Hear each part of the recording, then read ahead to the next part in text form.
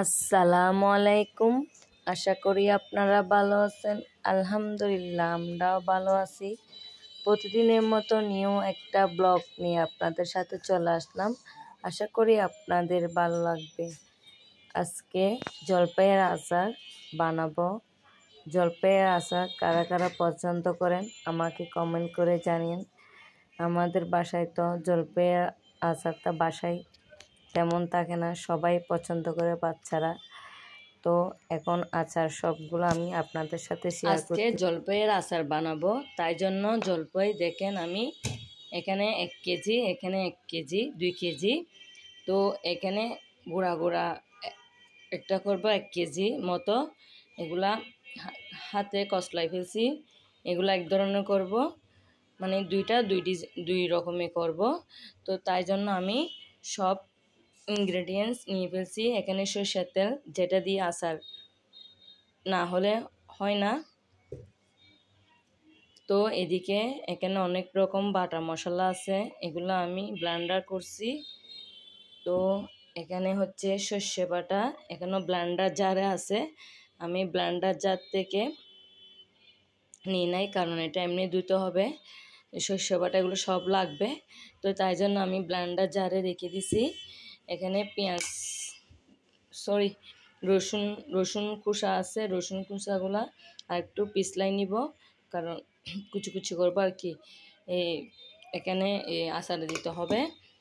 তারপর দেখেন এখানে এগুলা হচ্ছে যে পাঁচফোড়নগুলো আমি ব্লেন্ডার করে নিয়েছি শুকনো। এখানে সব রেডি, শুধু চুলায় দিতে হবে। তো দেখতে থাকেন, আজকে আমি জলপাইয়ের আচারটা আপনাদের সাথে শেয়ার করব এবং সব দেখাবো ভিডিওতে, আপনারা দেখতে থাকেন। এদিকে দেখেন আমি হাঁড়ি বসাই দিছি। এখন আমি দারুচিনি, এলাচ, তারপর তেজপাতা এগুলা দিয়ে দিব, আর রসুন কুচি এগুলা দিয়ে দিব। ওরা আস্ত দেয়, কিন্তু আমি আস্ত দিব না, আস্ত দিলে মুখে ভালো লাগে না রসুন, তাই আমি একটু ছেঁচে দিছি। তো এখন আমি এই সর্ষে বাটা দিয়ে দেওয়ার পর একটু হলুদ দিছি, লাল মরিচের গুঁড়া দিছি, তারপর আর কিছু দিই নাই, জলপাই দিয়ে দিছি, সিদ্ধ করে রাখছি এগুলা। তো একটু কষানোর পর তারপর শুকনো মরিচ দিব কয়েকটা, চিনি দিব। আমি এবার গুড় দিয়ে রান্না করব। দেখেন গুড় দিয়ে রান্না করব এগুলা। তো চিনিও দিব, দুটোটা দিয়ে এবার রান্না করব আচারটা। আসলে মিঠাই দিয়ে রান্না করলে আচারটা অনেক ভালো হয়।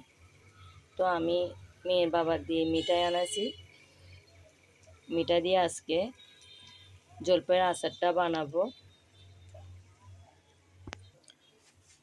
তো দেখেন এখানে আমি মিঠাই দিয়ে দিছি, তারপর লবণ দিয়ে দিছি, ওই মশলা ব্লেন্ডার করে রাখছিলাম শুকনো, এগুলো দিয়ে দিছি আমি। এখন শুধু একটু তেল ছেড়ে দিলে নামাইয়ে ফেলবো। দেখেন এগুলা দিয়ে দিছি, একটু পরে নামাইয়ে ফেলবো। আমি কিন্তু পাঁচফোড়ন দিছি ব্লেন্ডার করে, পাঁচফোড়ন আমি ফোড়ন দিই নাই, কারণ এখানে দেওয়া হয়েছে তাই আর দিই নাই।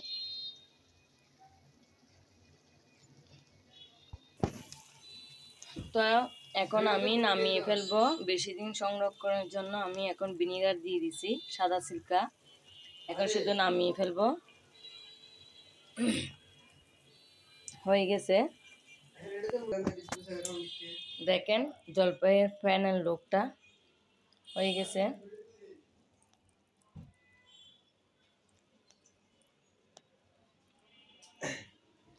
আমার ভিডিওটি ভালো লেগে থাকলে লাইক, কমেন্ট, শেয়ার করতে ভুলবেন না। একটা লাইক দিয়ে আমার ভিডিওটি কন্টিনিউ করে নেবেন।